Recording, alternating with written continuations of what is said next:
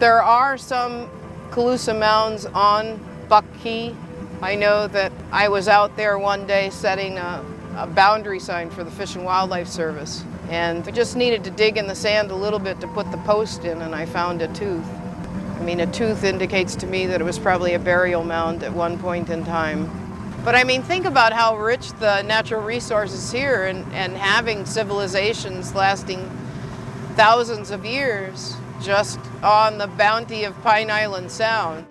Ask anyone about Kristie Anders' time as an environmental educator on Sanibel and Captiva, and there's one word that always comes to mind. Kristie is such an engaging and innovative, imaginative storyteller. Well, Kristie is just a fantastic storyteller. She's just such an amazing storyteller. She's a fabulous storyteller.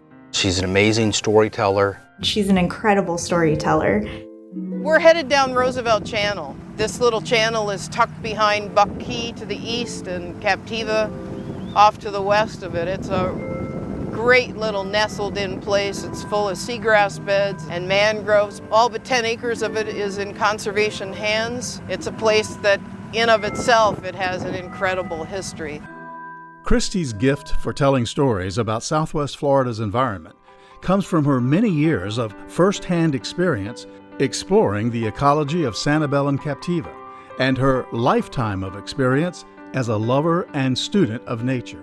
So I grew up in the woods of Pennsylvania on a creek, and I came from a family of hunters and fishermen, so you were plugged into the woods all that time, you know, and Dad would bring home a baby raccoon every spring that was going to get annihilated by a corn farmer, and we raised those raccoons and they'd play in the creek with us, and by the fall, when they were never in cages, by the fall they'd disappear, and I had a mother cat that would nurse the raccoons along with her kittens, you know, it was just, and foxes, and a red-tailed hawk we had, and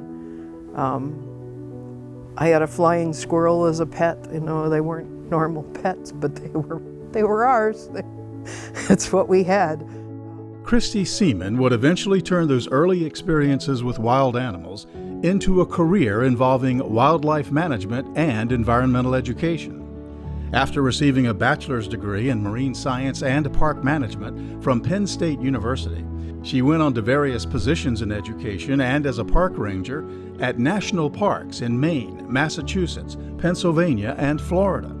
In 1983, she became the outdoor recreation planner for the J.N. Ding Darling National Wildlife Refuge. Then in 1988, she began a 30-year stint as education director at the Sanibel Captiva Conservation Foundation. People like Kristie and Eric Lindblad and Rayanne Wessel really shaped the future of SECF. We wouldn't be where we are today. We wouldn't be having the impact we are. We wouldn't own the lands that we own to conserve, you know, that habitat for wildlife without people like Kristie. We have many programs that we still do today, like our partnership with Captiva Cruises that she established, you know, back in the, in the 90s. She came on board the boat for our wildlife and natural history cruise once or twice a week at the beginning, and then she and Paul McCarthy implemented our docent training program in conjunction with Sanibel Captiva Conservation Foundation to educate volunteers to be able to come out and narrate on our wildlife cruises every afternoon. It was a very successful program. Learning by being out on the water and seeing and hearing the stories. Kristie has been a big part of that, of portraying the stories of Pine Island Sound, going back to the indigenous people, the Calusa, Spanish-Cuban fishing era, and historic fish shacks of Pine Island Sound, and certainly everything that the environmental issues concerning the estuary that we face today. I came in to several of her classes as a realtor, and I just was really proud of her because she can deal with realtors and developers and really get on their level and explain to them why you have to do things the way it has to be done. And she was a gift to Sanibel. So the sea turtle program on Sanibel is one of the longest running in the country. It started with Charles LaBeouf in the 1950s and was transferred to SCCF in 1992. Kristie started working with sea turtles back in the 1980s, and that was before SCCF even held the permit for this work. She was working at Ding Darling at the time, and she was working with Charles LaBeouf and Eve Haverfield. And this was her 40th year of sea turtle conservation work, actually, this year. She was given the Environmental Educator Award for the state of Florida, which was one of the highest awards that I think that she's received. And that's just been her main mission, is to educate for the environment, to bring people together, to love it like she does. Over the years, Kristie was often the go-to person when journalists and television hosts were looking for expertise on Southwest Florida's marine environment. She was a guest on LeVar Burton's national children's show, Reading Rainbow, and appeared on the PBS series On the Water, hosted by fishing guide and acclaimed novelist Randy Wayne White.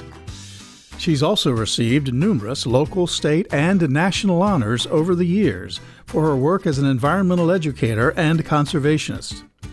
The Guardian of History Award recognizes her many contributions to the preservation and sharing of local history, both as a one-time board member of the Captiva Island Historical Society and as one of Sanibel and Captiva's preeminent storytellers. Kristie is really the preeminent person that knows kind of the all-around, all-encompassing subjects of history, conservation, the environment, natural history. She's the one that really can wrap it all up together. Kristie has educated people from all walks of life about the ecosystems, preserving wildlife, preserving history, from the natural history of the area to the plants, the people, and the culture of Southwest Florida. She always said, we stand on the shoulders of giants. And I think that's one of the things I would hear her say, during her talks about history. It was very important to her that people understood what we have now was the result of work that giants did. Ding Darling, Teddy Roosevelt, Marjorie Stoneman Douglas, for example. And she thought it was immensely important that people understand the connection to what we have now to the work that those folks did. Of course, if you don't know our history, it's hard to predict our future. And Kristie really understood, more than many people I've ever met on the island, the connection between our history and our future, and why the natural resources are so important to shape our future.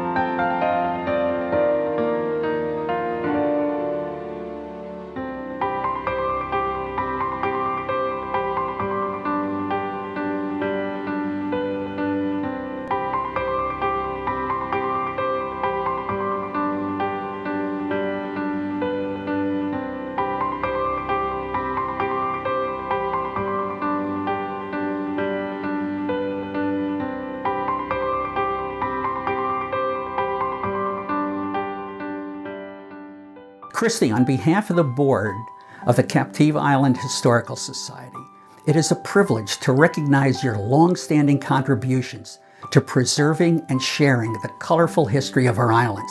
And it's the sharing that you do so well and so distinctively. You make history come to life, and you're such a gifted teacher and storyteller. When I met you some 10 years ago, I was in awe of your encyclopedic mind. So right now, saying thank you is never enough, because you have done so much over the years to help us fulfill our mission in doing so in such a captivating way. If there's ever any doubt about our appreciation, I just hope this award underscores our gratitude. Thank you. In working with Kristie at the Captiva Island Historical Society, and by being her friend, one of the things I learned is she remembers everything, whether it's something historical or what kind of mustard I like from a certain store. With that in mind, I would have been much more careful about what I said to Kristie over these years. But I do want you to know, Kristie, from the bottom of my heart, congratulations. Can't think of a better person to get this award. And thank you for all you've done for the community. Thank you, Kristie. Congratulations. Kristie, love you. Thanks for all your support and everything you've done for the islands. Congratulations, Kristie. You are truly a guardian of history, and I can't thank you enough for all of your contributions here on our islands. Thank you. Kristie, congratulations on this award. I am extremely proud and very honored to have had your help and guidance through all these years. You're amazing. Love you.